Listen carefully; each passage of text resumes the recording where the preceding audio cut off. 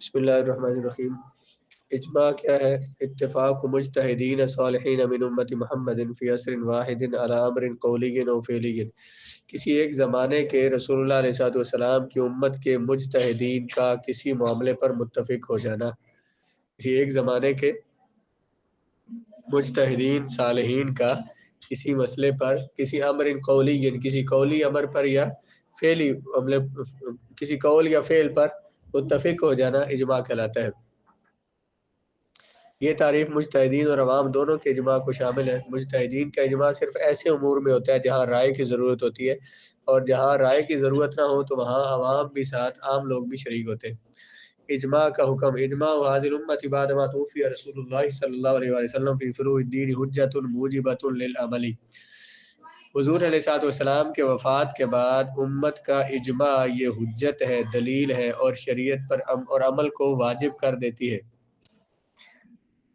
یہ جس طرح قرآن اور سنت جو ہے، جس طرح قرآن اور سنت یہ دلیل ہے اور دلیل قطعی اور یقینی ہے، اسی طرح اجماع بھی دلیل قطعی ہے۔ رسول اللہ علیہ السلام کی وفات کے پا جانے کے بعد اس امت کا اجماع حجت ہے، ایسی حجت موجبۃ للعمل جو عمل کو واجب کرتی ہے، یعنی جس مسئلے پر اجماع ہو گیا تو اس مسئلے پر عمل کرنا واجب ہے۔ اجماع، اس امت کا اجماع حجت ہے، دلیل ہے، اس پر دلیل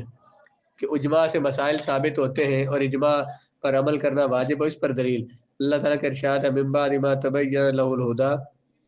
ویتبع غیر سبیل المسلمین، کہ جو شخص مخالفت کرے اللہ تعالیٰ کی، اللہ کے رسول کی، اس کے بعد کہ تبین له الہدی، ہدایت واضح ہو جائے، ہدایت کے واضح ہو جانے کے بعد جو رسول اللہ کی مخالفت کرے،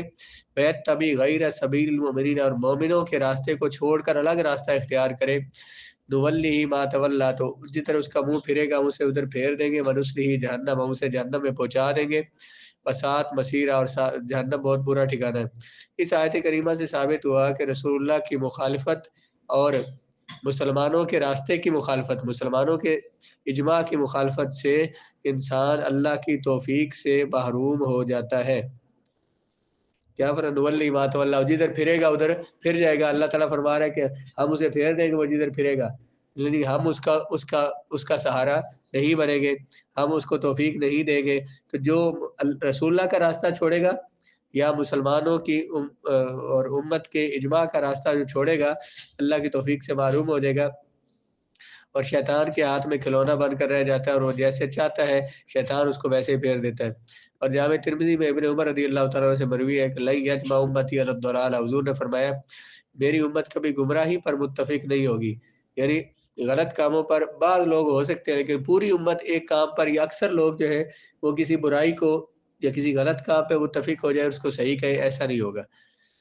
اس سے بھی معلوم ہوا کہ امت کا اجماع معصوم عن الخطا ہے، اس میں خطا نہیں ہو سکتی۔ اور دوسرے مقام پر فرمایا حضور نے علیکم بالجماعت، تم پر لازم ہے کہ جماعت کے ساتھ ہو جاؤ جدھر اکثر لوگ ہیں۔ اور اس امت کا اجماع جو ہے یہ دلیل ہے، حجت شریعہ ہے، موجبۃ للعمل، اس پر عمل کرنا واجب ہے۔ وہ کیوں؟ وہ پچھلے متن کے ساتھ ملا رہے ہیں، کرامۃ لہذ الامت، اس امت کے شرف و عزت کی وجہ سے، کیونکہ اس امت کے اصول جو ہیں، جو بنیادی عقائد ہیں، توحید اور نبوت، یہ دلائل قطعیہ سے ثابت ہے۔ تو اچھا، بلکہ یہ اس امت کی عزت اور کرامت کی وجہ سے، کیونکہ اللہ نے کیا فرمایا، کنتم خیر امت، تم سب سے بہترین امت ہو، اخرجت للناس تأمرون بالمعروف وتنہون عن المنکر،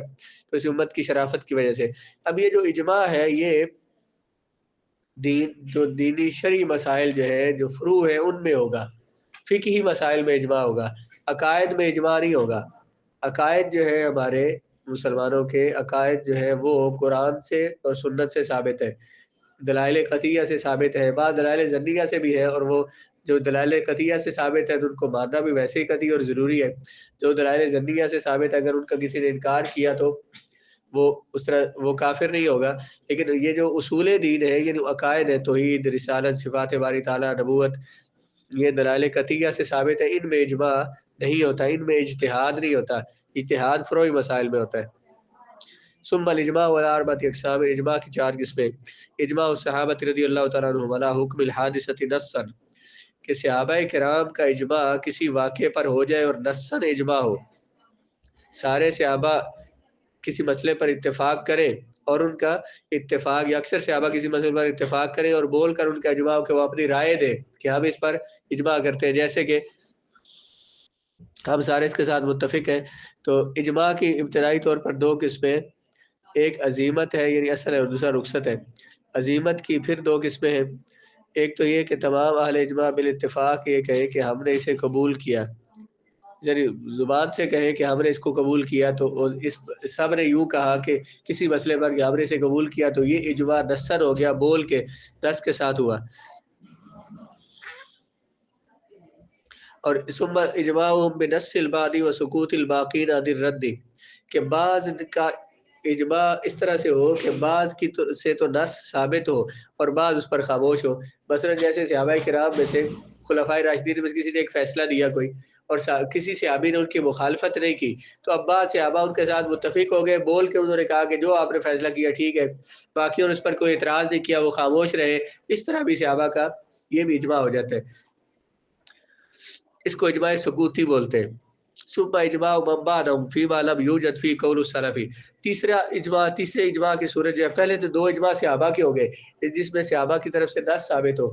اور ایک یہ ہوا کہ جس میں صحابہ بعض سے کی طرف سے نص ہو اور بعض اس پر خاموش رہے۔ تیسرا اجماع من بعدهم، صحابہ کے بعد والوں کا اجماع ان معاملات میں جن میں سلف کا یعنی صحابہ کا قول نہ ملے، جن مسائل میں صحابہ کی طرف سے کوئی قول نہ ملے تو بعد والوں کا اجماع کرنا، یہ تیسری قسم کا اجماع ہے۔ ثم الاجماع علی احد اقوال السلف، چوتھی قسم یہ ہے کہ صحابہ اور تابعین کے بعد، پیتبہ تابعین کے بعد کسی کے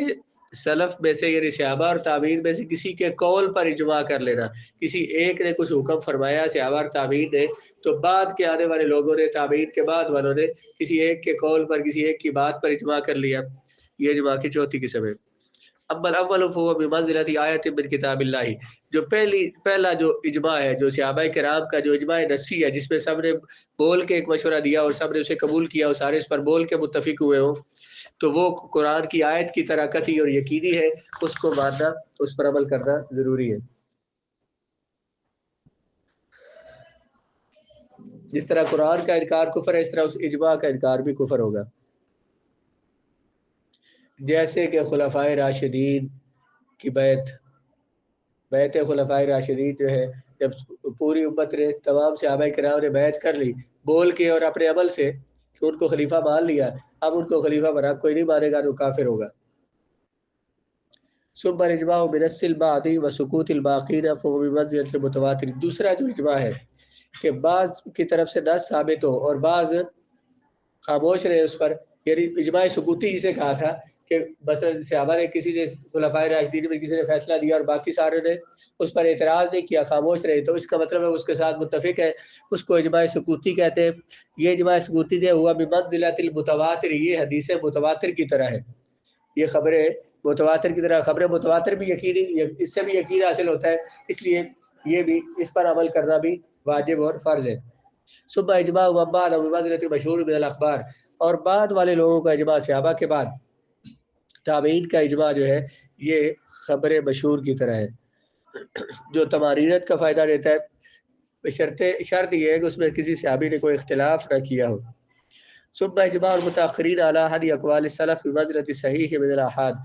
صحابہ اور تابعین میں سے کسی کے قول پر بعد والے لوگ اجماع کر لیں، اس پر متفق ہو جائے، تو یہ خبر واحد کی طرح ہے، یہ اجماع جو ہوگا اس کا حکم خبر واحد کی طرح ہوگا۔ والمعتبر فی هذا الباب اجماع اہل الرأی والاجتہاد، اب اجماع میں جو ہر بندے کا، عوام کا اجماع نہیں ہوگا، بلکہ اہل رائے، اہل اجتہاد، مجتہدین کا اجماع جو ہے نا، وہ دلیل قطعی اور یقینی ہوگی، اس اجماع پہ عمل کریں گے۔ عوام تو بہت سارے، عوام کا تو اجماع ہے جدھر سے ملے، جہاں سے کوئی شے ملے لے لو، تو اجماع ہے اس پہ، جہاں پہ کچھ بھئی عوام کا اجماع مانا جائے تو پھر تو بہت سارے مسائل اٹھ جائیں گے۔ فلا یعتبر بقول العوام، عوام کے اجماع کا کوئی اعتبار نہیں ہے۔ والمتکلم والمحدث الذی لا بصیرۃ له فی اصول الفقہ،